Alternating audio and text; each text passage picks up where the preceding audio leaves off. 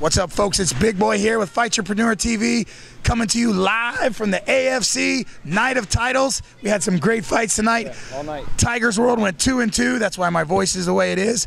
So in order for my voice to be this way, I've got my boy Matthew Gaither here from Cage Zombies Radio, and we're going to go over the results of tonight's fights. Matt, what'd you think about tonight's fights? I mean, overall, it was a great night of fights, man. You know, a lot of tough decisions. Of title fights were baller fights. You know, very, very evenly matched pretty much all throughout the night. You know, you have the one unfortunate no contest. You have the early TKO, which was a great start to the night. And just it kind of flowed throughout the night, man. Great fight after great fight.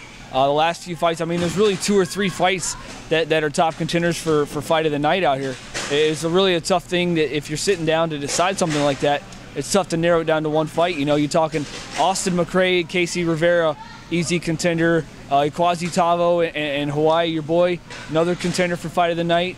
The Matos fight, Danny Matos and Richie D, another contender. And then the main event. So you've got all these fights that were really tough, back and forth, and just great battles. Listen, they were amazing battles. We spent a lot of time on this card. We take consideration with these fighters. We look at their records. We go in to watch them train. We hear stuff from their coaches, and it's why we try to make these evenly. The first fight I want to talk about is Thomas Scharss and Angelo Danelio. Danelio's one of my guys. He's only been training a short time, but wow, what an explosive fight. I don't want to blow my own head up or my guy's head up, so I'm going to let Matt tell you about that one. I mean, that's easy. You know, he came out, you know, they went back and forth for a little bit, but your guy, Angelo came out and just really, he put it to him, got a nice TKO. It was easy stoppage. First round knockout for Tigers World Tampa. Awesome job. Great fight by Thomas coming down here from Ocala. We want to thank him. Second fight was Quasi Tavo, Ferguson. This is arguably fight of the night. We're going to have to take it to the polls, but what did you think about that fight and Ferguson and Tavo? I thought, first of all, McCrae was throwing some bombs, and Tavo was taking those bombs and kept moving forward. This was a great fight. I thought this was one of many decisions that really could have gone either way, and it wouldn't have been a bad call. You know, it went in Quasi Tavo's way. I know Tavo trains hard. I've known him for a while. He's a good kid, and he trains a lot of jiu-jitsu, a lot of ground game. But you know what?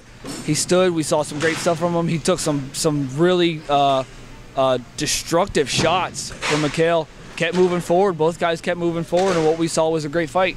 Yes, sir. Yes, sir, it was. Great job for Quasi. Congratulations, sir. We'll see both those fighters back September. What's the date on the next one? 13th. I believe it's September 13th. September 13th. Next fight I want to talk about is Yasniel Diaz and Sean Langa. You know, that was a great fight. Those two guys came in great shape. You know, the winner of that fight was he was going to deserve it. But tell us a little bit about that one. Yet again, another vicious battle. I mean, these guys. First of all, these guys physically look like the same person. Very similar build, shape. And they came out throwing the same stuff. They were back and forth. Yasniel, I thought this was more of an easier decision in his favor. It wasn't as close as like the Quasi McCrae fight was. It was still a very close fight. Obviously, Sean came out and did a good job. But I just thought Yasniel kind of showed the better stuff from beginning to end that got him the win. Yes, sir. Yasniel takes the decision. Great job.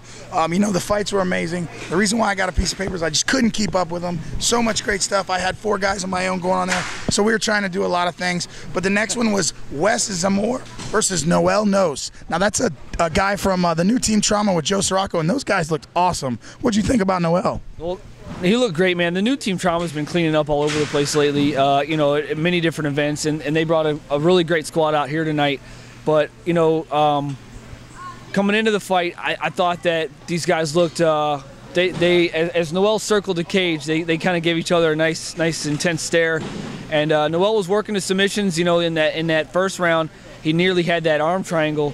And he just, you know, I'm sitting over there whispering under my breath. I'm like, drop your hips, drop your hips. And that was the only thing that he did not do in order to finish that one. And I told him that after the fight. I said, man, you almost had that. But he came right back out in the second round and got a phenomenal Americana. Congratulations, Noel, man. That's awesome for Team Trauma. Those guys are doing good. That team's growing fast. Next fight I want to talk about was the heavyweights, the big guys, Josh Sanchez and Rudy Acree. All right, listen, Sanchez is one of my favorite heavyweight fighters. The guy, when you look at him, you just couldn't think that he was that athletically talented.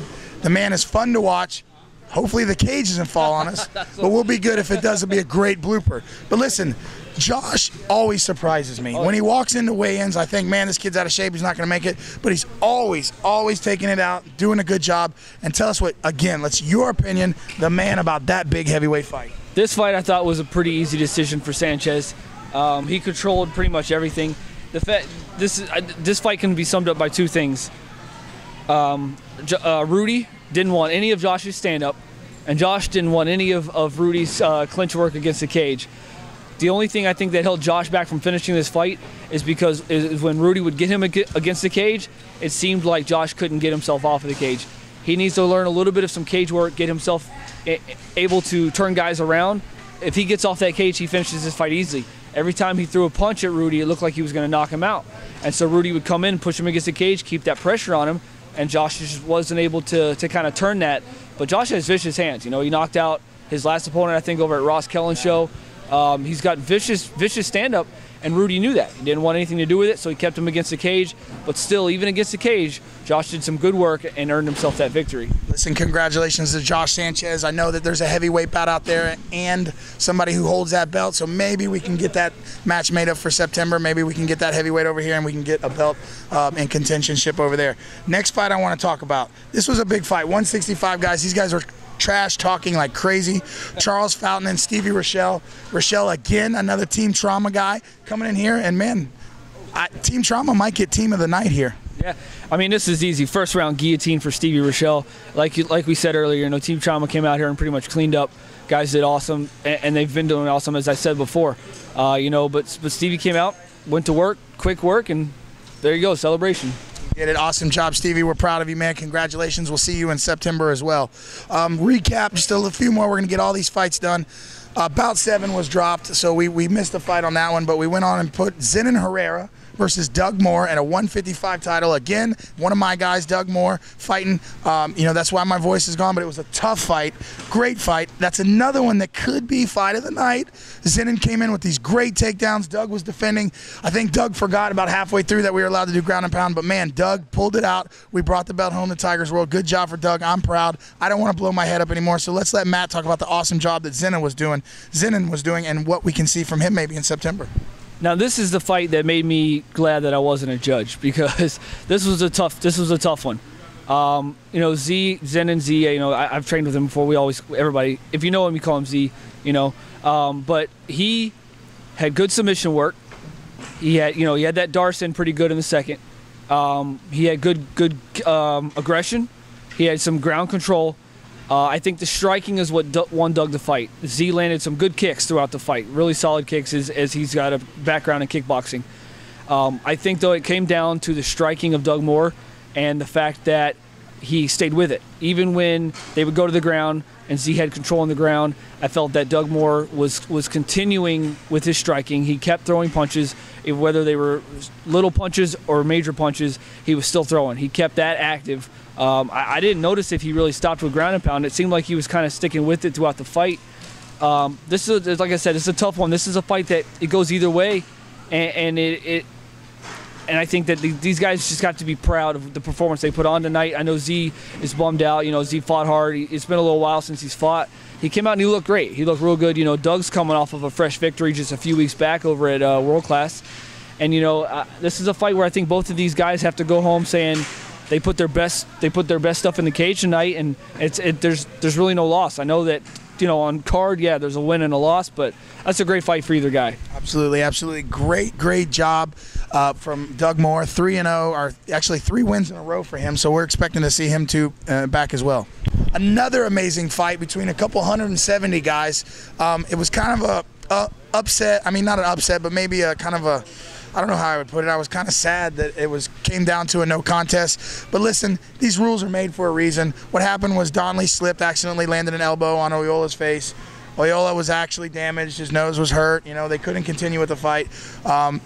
You know, they get a no contest between the two judges and the two coaches. But, man, what a crazy fight. These guys get out of control, and sometimes that happens. Yeah. I mean, I think that's for me probably one of the first no contests I've seen. You know, I thought it was going to be by a DQ. But first thing is Ocala is a great kid, and every time that kid comes to fight, win or loss, he's putting good stuff out, and he's always entertaining, fun to watch. Now Donnelly, that dude looks solid. That dude looked like I'd rather be hit by a freight train than the punches he was throwing. The elbow's unfortunate, you know, it came in there and it hit and it landed. You know, it looked like he was trying to throw punches and just the arm slipped and the elbow came down. It's unfortunate that that's how the fight ended, because it looked like it was going to be a really explosive fight. It was an awesome fight. I mean, it was an awesome match that I was very impressed with Ocala coming in and making weight. First time in a while. But hats off to those guys. I'm sure they'll get a fight again. Now let's start getting into these big titles and these main events. We had Austin McCrae versus Casey Rivera. That was another 3-round fight. Man, awesome fight out of Casey. He always impresses me. He's one of our guys. He cross-trains with us at Tigers World. But I love to watch this kid fight because his cardio lasts for days, and he's just so patient. But Austin was able to pull out the win. What'd you think about this fight? Well, on the subject of cardio, I thought at the end of the 3rd round, both of these guys looked like they were fresh just walking into the cage. So great cardio by both of them. I watched Austin McCrae make his debut fight back at a Donnie Hare event about 1.5 years ago. And that was like a 1st round head kick KO. And from then on, I followed this kid and paid attention to his career. And this was one amazing young fighter. He, to me, this is my personal opinion, I think he was the most pro-ready fighter in the cage tonight. He is a phenomenal fighter. Casey, coming off of a big win just a couple weeks back, where he stepped up on about a 2-day notice, came out, got the win, got the title there, came out, great fight. To me, this is the best fight all night. Austin McCrae, Casey Rivera. Not to interrupt you, but we took this fight as well on a couple-day notice. It was I believe it was Curtis Vert was injured and was the original opponent, but Casey stepped up to take this. Yeah, Curtis coming back off the knee surgery, just still feeling a little bit of discomfort in that knee and not ready to go. Watch out 125ers though, because when Curtis does come back, you guys are on watch. You know, it's funny that you mentioned Austin McCrae being pro or being close to pro, because after he won that fight, I text my boss Joe Valdez with the RFC and said, man, you got to pay attention to this kid. He would be a great addition to our 125 pool with Abby and Rory and Ace Paclili and all that good stuff like that. So that kid does have a promising career at 125. All right, so now we're going to go into another one. And excuse my voice, folks. You got to come and watch me when I coach. Everybody in here thinks I'm senile or crazy, but it's just how I get into it. I love this stuff. Yep, we do. All right, next one was Richie D and Danny Matos. A 145 title in my books was an upset. I had Danny Matos all the way. I figured Gracie Tampa South was going to come in here and get it. But, man, your boy Richie D came in and laid down. Yeah, I think Danny just got a little out-wrestled tonight, and that's the outcome of the fight. You know, talking with Danny before the fight, Danny, one of my favorite guys to watch. Really, almost everybody out of that Gracie Tampa family, you know they're going to come out and put on a great show. Danny always puts on a good show, win-loss. Obviously one of Matt Arroyo's top guys. But this, to me, like I said, I think Richie just out-wrestled him a little bit. Danny actually said that to me after the fight. He said he just made some moves on the ground and kind of, you know, outdid me a little bit. And, you know, it was an upset because I had Matos finishing this fight. I thought Matos is going to finish this fight, and it's going to be an early night for Gracie Tampa. But it's a great fight. Again, a great fight by both guys. But I do think that Richie did enough to earn that unanimous decision. Awesome job, Richie. Great job for you. No offense on me saying an underdog, but I had Matos picked. But, man, way to come in there, way to be energetic, way to be explosive, and way to take the win. All right, main event of the night. My favorite fight. I made this fight personally. I had this fight on another card in Winter Haven with Cecile Berto and Edson on Rumble in the Dome. The card got canceled just because, you know, things happen. We didn't want to take a chance. I had to have this fight. I called the camps. I begged the camps all week long, please, let's meet in the middle. This was something I wanted to see these two guys fight. I'm great friends with Jeremiah McDougal. I've seen this kid come down from 260 pounds as he now fights 170 pounds. Jeremy Christensen, one of my friends. Every time I come out here, we hang out. Every time that I come here, we train. These guys are loyal dudes. They're friendly dudes. I had to see him fight. It wasn't about me wanting to see which one of my friends was tougher. It was about showing the crowd a great fight and some great entertainment. Matt, big main event. Let's get the Gaither theory on it. All right, first thing, Jeremy Christensen. I probably talk more crap to this kid than anybody else I know, but when it comes down to it, one of my favorite people in this sport. Came out, and I trained with Jeremy. I saw him when he first came into the gym, and he is hungry. He's one of the hungriest people I've seen out there. But this, to me, Jeremiah was great. Jeremiah looked great. They were going back and forth. Jeremiah gave Jeremy some shots. Now, in Jeremy's last fight out here at AFC against Yannick Diaz, he took some serious damage and kept moving forward against Yannick. and took Yannick to decision in a fight that I think a lot of people thought Yannick would finish early. So his toughness has been tested before, and he's come through, and he did that again tonight because he took some shots from Jeremiah, kept coming forward, kept looking good. He worked some stuff on the ground back and forth. Jeremiah, though, I think did enough to edge out that fight, get the win, and put on a great show and cap off a great night for Team Trauma, the new Team Trauma. The new Team Trauma probably going to end up getting Team of the Night here at AFC tonight. Jeremiah McDougal, great kid, good job. But Jeremy Christensen, man, he's, don't let this kid's record fool you. He's fought some of the best opponents in the amateur division, and he's still going. I think the kid's probably really close to pro ready, but man, both of those guys looked amazing. So these fights were amazing. At the end of the day, I think this card was a great success as far as entertainment went wise, matchmaking as well. Everybody had a great show.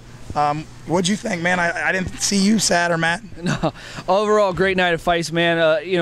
As you said, though, I do want to add about Jeremy is that the record, records. If you look at the numbers, they don't always look great. You look at Tony Murphy, he's a guy who's close to a 500 record, but by far one of the most exciting, explosive guys you'll ever see on a local scene. Jeremy's putting himself in that category. Jeremy's starting to move up into that category as he starts taking on more and more top-notch opponents in what is still a very young career. The guy's been doing this a year and a half maybe, less than 2 years. He's been fighting, and he's put together some great fights against great opponents, in big situations. Yannick Diaz is a guy that probably should be pro. That guy looks solid, and Jeremy took him all the way, like I said before, when really he was. I thought Jeremy was one punch from out at one point against Yannick, and he kept going. But overall, great night of fights. AFC has done this time and time again. Since they started, since you've come in and started helping it, and you and Matt have been working together on the matchmaking. You guys really reach out. You're pulling in guys from places that from schools people aren't familiar with. I don't think people around here are familiar with Austin McCrae, where he comes out of. But the fact is, when you see a guy like Austin come out and put on the show like he did, you're like, wow. I'm Googling. Who's that school? The new Team Trauma, who are they? These guys, they just came out with 3 or 4 guys tonight and put on great shows. Who are they? Mike Geary's a guy who's very well known throughout jiu-jitsu, throughout grappling, throughout the local scene here. But people are looking at, what's Newport Richie Jiu-Jitsu Academy? That's new to us. Oh wait, we recognize some of these names. Oh, it's led by Mike Geary. You're seeing these young guys come out and put these schools that don't have the trademark names attached to them on the map. You're seeing schools like Gaither for a while has been putting solid guys out. A lot of tough guys, win or loss. Z lost tonight, but you know what? Z fought hard. Z always fights hard. So when you have these local shows that are pulling from unorthodox schools, you got schools like Team Darkside, Defiant Warrior, that is an unorthodox, untraditional school that has built their name up by reputation. But at the same time, you've got the schools like Gracie Tampa South with Matt Arroyo, or Team Bamboo, Gracie Tampa West, that have that solid name, but then they back it up. And you're seeing the full realm of the greatness that is on this local scene at these local shows like the AFC MMA, at all the local shows throughout the state here and stuff. So it's always a good time to come out and see these young guys. They're usually the hungrier fighters.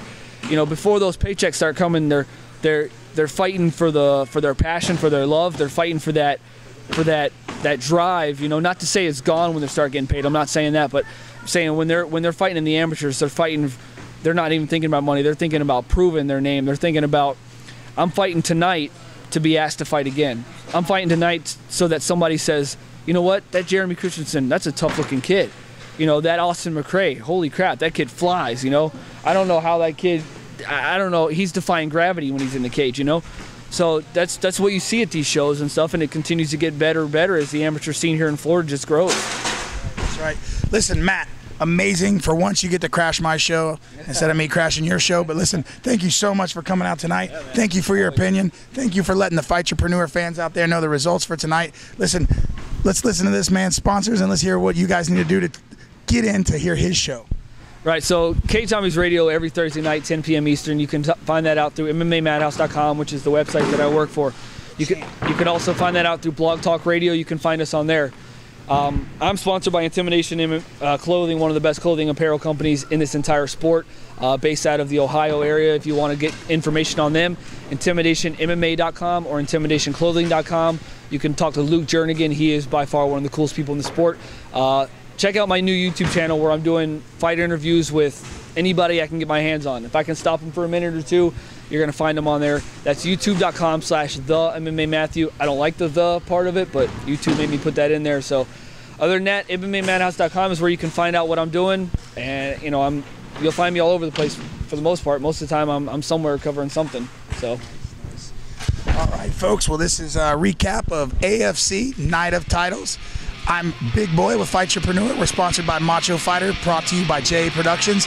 AFC is September 13th. Come on out and watch some more fights done by mine and Matt Gary just for you. Fightrepreneur TV. See you later.